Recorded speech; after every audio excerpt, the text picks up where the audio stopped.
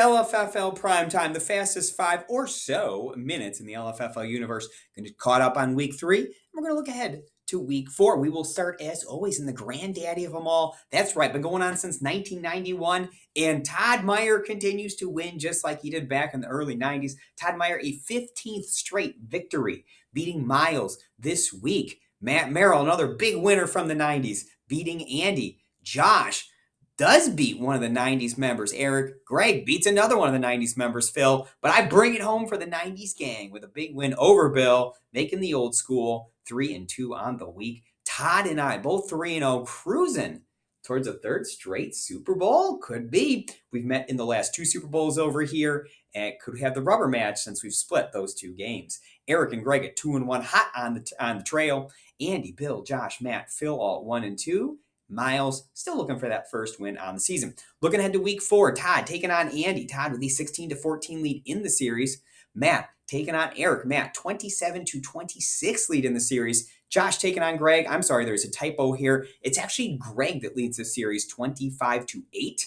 Greg and Josh, this is actually a rematch of last year's wild card game, which was won by Greg. We have another rematch of last year's wild cards games. Bill taking on Miles. You see, Bill holds the 6-1 lead in this series. Bill has won every regular season game he has played against Miles, which means you should be able to figure out what was the outcome of the wild card game last year. Phil, taking on myself, I have traditionally gotten the better of this series, 44-24. Let's talk about Todd Meyer and these records, shall we? We will continue to have his own page when he continues to win these games. He's up to 15 straight wins. He has surpassed any winning streak in any football league that I have ever run. So next up, we're looking at the baseball league, right? Baseball, I think a little easier to put winning streaks together, a little more predictable of a sport. Injuries don't derail your teams quite as badly. Next up, Ben and Greg both have 20-plus game winning streaks in baseball. So hopefully he can get up there about week 8 or 9. We can have the same conversation again. Keep going, Todd. This is fun to watch. Looking at the LFFL too, Bill, the Merrills, Miles, Todd, and myself were your winners this week. Bill sits at 3-0 atop the standings. I know he loves this league because there aren't any playoff games. Myself, Eric, Miles, and Merrills at 2-1. Greg, Phil, Andy, Todd are at 1-2, with Sean still looking for that first win of the year. Looking ahead to week 4, Bill versus Phil, 2 of the winningest teams in the history of the Keeper League, getting it on this week. Eric taking on Greg, Miles taking on Todd, Andy taking on Sean. The Merrills are taking on myself. LFFL 3, Matt Merrill moves to 3-0, beating Greg by 5 points. We had a bunch of blowouts other than that. Eric beats Todd, Bill beats Andy, Phil beats Sean, Matt Brennan beats Nate, Miles beats myself. None of those games particularly close. Matt Merrill is the only undefeated team left in this league at 3-0. Bill, Sean, Eric, Miles, Phil, and Matt Brennan all sit at 2-1. Andy, myself, and Nate at 1-2, with Greg and Todd still looking for that first win over here. Week 4, we got undefeated Matt Merrill taking on winless Todd. What's going to happen there? Can Matt continue to move forward? Bill taking on Miles, Eric taking on Nate, Phil taking on Andy, Sean taking on Greg, Matt Brennan taking on myself. Now, remember, we had that scoring change in the LFFL 4. Last year, we started these Monday and Thursday night showdown slates. They were a lot of fun, so we're adding a little action to them this year. First place gets you 2 points added to your score. Second place gets you 1 point, and this has already affected the standings.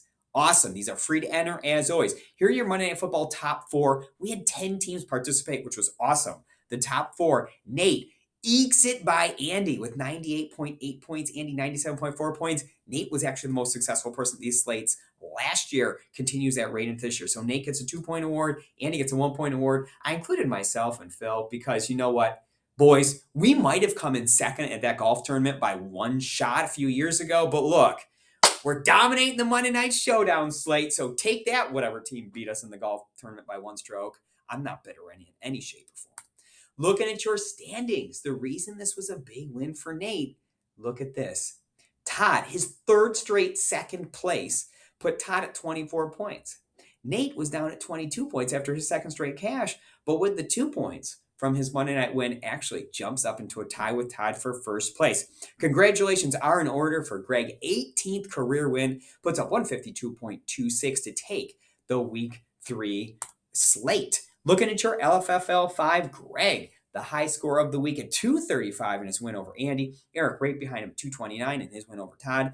Phil, Bill, myself, also winners on the season. Eric and myself both sitting at 3-0. Greg and Phil at 2-1. Andy, Sean, Bill, Nate, Miles all at 1-2. And finally, Todd sitting at 0-3, looking for that first win. This week, Eric taking on Sean, Greg taking on Bill, Andy taking on Miles, Nate taking on Todd, Phil taking on myself in this league as well. Looking ahead to the LFFL 6, your current monthly leaders, we actually have like 4 of these change. Eric, myself, Greg, Matt, Merrill, Nate, Andy, and myself. Bill and Andy sit is the 1-2 here. Bill at 4.1, Andy at 4.4. The really ironic part, I wrote this about Bill last week, and now it applies to Andy too. Between the two of them, 14 leagues. They're only top 3 in 4 of them. They're only leading in 1 of them, Andy in July. However, they have a team no worse than 7th. Every single team they have is 7th or better. Basically, all their teams are between 4th and 7th. And what's that leading to is a real strong average from the both of them. Greg sits in the bronze position currently. LFFL 7, your current elimination was Eric. It was not particularly close. Eric was eliminated by a lot of points. Joins Sean and myself on the sidelines watching the season. I know Eric had Dak Prescott on that team, so he was running on fumes. Anyways, Andy leads the way in this league. The 2 Matts are surviving elimination so far, but have been on the chopping block close to it the last couple of weeks. LFFL 8, I lead the standings over here. Matt Brennan 2nd, Todd 3rd. And I finally got LFFL 9 updated. This is the final week of qualifying. So after this week, 16 teams will make the bracket portion of the event and be slotted into their spots. Phil 2 is your 13th ranked team right now at 549 points.